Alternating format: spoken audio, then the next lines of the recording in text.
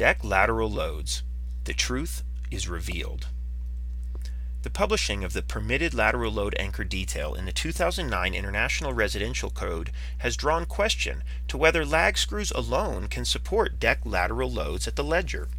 Recent testing reveals that indeed they can. I'm Glenn Mathewson, former deck builder, master code professional, plans analyst for the City of Westminster, Colorado, technical advisor to the North American Deck and Railing Association, and ICC author and approved education provider. NADRA and I have submitted a public comment modification to Proposal RB 263 in the development process of the 2015 IRC and are seeking approval at the final hearings this October. Currently, we have a permitted connection to meet undefined loads with a blanket value. Proposal RB 263 gives an exception for this connection for decks that don't require guards. An exception to something merely permitted is strange, but regardless, recent discoveries reveal ledgers do just fine without lateral load anchors. Before we look into this, we have to know our past to understand the present. On July 14, 2006, a proposal for deck ledger fastening table was published for review in the development process for the 2007 Supplement IRC. It was based on testing performed by Virginia Tech researchers. At the first of two hearings that year, the committee approved the ledger table with comments. That December, the hearing results and committee comments were published. The committee liked the table and thought it was a good starting point, but they asked for additional study of the band joist connection to the framing. This is where it all began.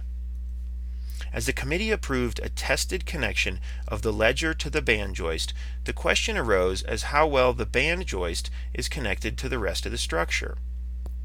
And would it be able to resist the lateral loads from the deck? In response, on April 6, 2007, a public comment modification to the approved ledger table was published. With no tested data available for band joist performance at the time, an anchor detail to bypass the band joist altogether was proposed. This was intended to address the committee's concerns from the first hearing. The connection method is based on a detail from a FEMA document for earthquake-resistant design, but a few details were added to the IRC version, such as nailing the floor sheathing at 6 inches on center and a load capacity for each anchor of 1,500 pounds, a best guess at the time. The final action hearing, the lateral load provisions were approved, and lateral load resistance of deck ledgers became permitted to be in accordance with the new detail. In May, the reasoning for the new provisions in the IRC were published as shown. There was little to no justification, case history, or evidence supporting the provisions. The deck failures referenced in the reasoning and prevalent in the U.S. are decks that are not built with modern standards. In the past, many decks were built without flashing, and rotten band joists and framing resulted. Flashing at deck ledgers is common industry practice today and required in the IRC. Prior to inspection, there was no additional beam, and this deck was supported by the cantilever alone. Many decks were built in the past with connections to unsupported band joists like this, but this is no longer acceptable or standard practice. Nonetheless, the lateral provisions were included in the IRC after only 46 days of review, and they began to sculpt the future of the decking industry. This brings us to the present, and the domino effect this new provision would have on the construction industry. How would manufacturers respond to a 1,500-pound design load? How would building officials respond to a permitted detail? How would it affect the decking industry? For wood I-joist manufacturers, it drove questions of how their floor systems will resist a 1,500-pound concentrated load placed in the web of a single joist, or to perpendicular joists. Their Manufacturers Association designed and published details to answer these questions. For perpendicular joists, it would require 6 feet of blocking at the interior hold down, and nails in the sheathing and blocking at 4 inches on center. Manufacturers also responded to this provision with technical bulletins, but mistakenly understand it to be universally required. In this quote, it's referenced to as a requirement, quite contrary to its original inclusion in the IRC. Hardware manufacturers responded to the lateral load provisions with products to meet the specific IRC figure, and installation guidance for various applications, such as concrete foundations. However, if we remember our past, the first domino was stood from a concern of the band joist connection to the floor framing. In December of 2010, ICCES began work on a new acceptance criteria for a cable alternative to the hold-down anchor and threaded rod method permitted in the IRC. ICCES staff provided an opinion regarding the nature of the lateral load detail in the IRC. They state that without the hold-down anchors installed, engineered connections to the primary structure are required. This implies the lag screws or bolts prescribed by the ledger fastening table don't provide any lateral restraint. They further state that it's unknown whether the anchors are part of the primary structural system or a backup system. Regardless, it's considered required based on its published 1,500-pound load, a value not derived from any science or engineering. The industry response to IRC lateral loads has misguided many designers to believe the two anchors are a universal requirement for decks. This detail was provided on engineered house plans under the pretense it was required. Building code administrators have also responded to these unclear provisions. In this interpretation from New Jersey to a builder, it's understood to only apply to seismic regions. This isn't based on any clear understanding of the provisions in the IRC, but from vague ICC commentary. Ultimately, the decking industry has had to make the biggest response. Builders are often required to install anchors on every deck, regardless of design conditions. Homeowners are reluctant to the intrusive interior construction necessary for installation. And lateral load anchor provisions have driven up the cost of deck construction, but without a justified return on investment. The development of new code additions is what shapes the future. Today, in 2013, the 2015 IRC is being created. Developing the code is looking ahead in time. Recent research from Washington State University has provided new and exciting insight into the nature of deck lateral loads and performance. The study requested by the Code Development Committee 7 years ago has finally been provided, and the results are dramatic. Researchers calculated wind and seismic lateral loads and tested live lateral load and ultimate lateral resistance on sample decks. All research was based on a 12-foot by 12-foot deck. 4 articles revealing the research results were published in the summer of 2013 after the first code development hearings concluded. Wood Design Focus is a journal published by the Forest Products Society and is an excellent resource for wood engineering information from recognized researchers. In their wind study, they considered a 180-mile-an-hour wind in exposure C, a wind force present at the tip of Florida about every 700 years. Under these conditions, the ledger would only experience 650 pounds of lateral load at its ends. Under the more prevalent 115-mile-an-hour design load across most of the U.S., it would be approximately 266 pounds. The seismic study was based on soil class D, such as in California, and the lateral load at each end of the ledger would be only 259 pounds.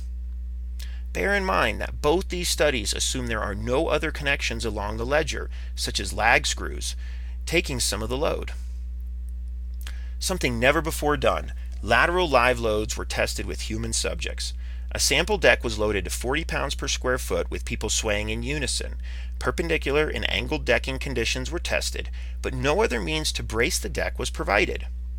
Again, a 12-foot by 12-foot deck was the study subject. Loads parallel to the ledger provided the most force and displaced the deck by 7 inches.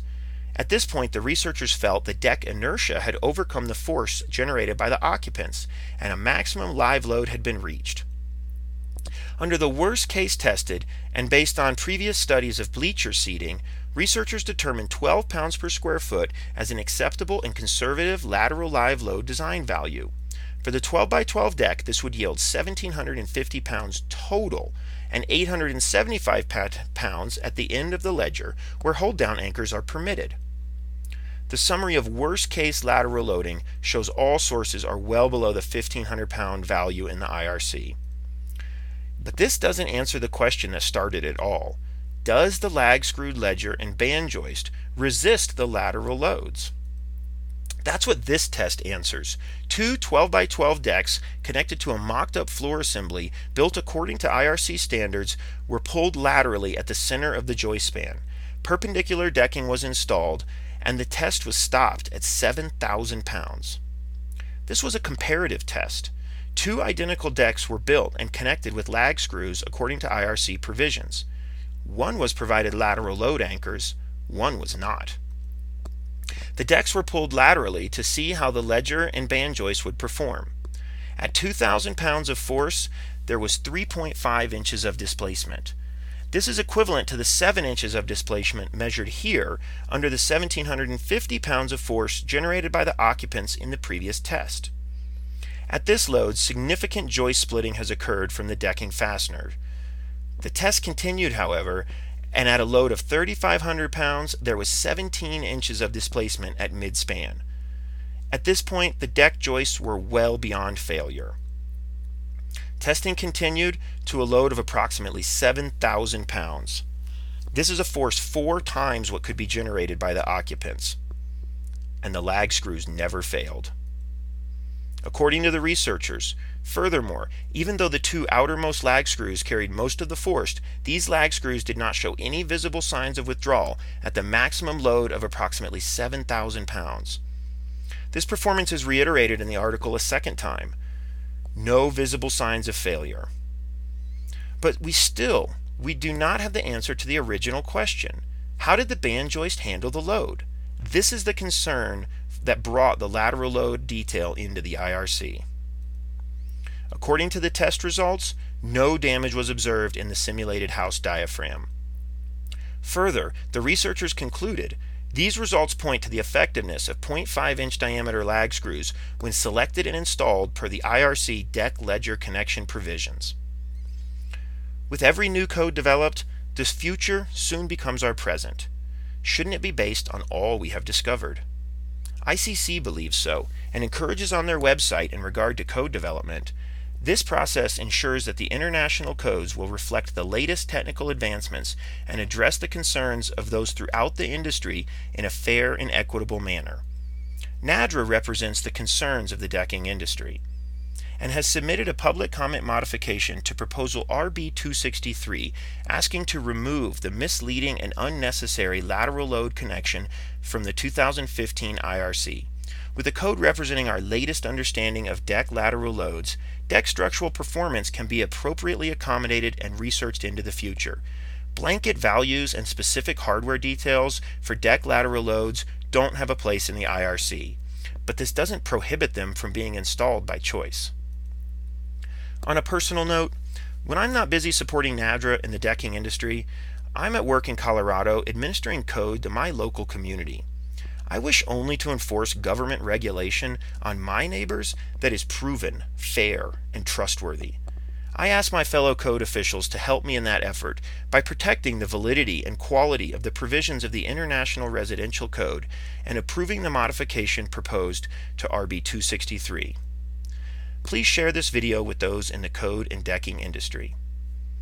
NADRA's code development proposals and public comments can be reviewed in entirety at nadra.org/code. For more information, concerns, or questions regarding deck codes, you are welcome to contact me or visit my websites. Thank you.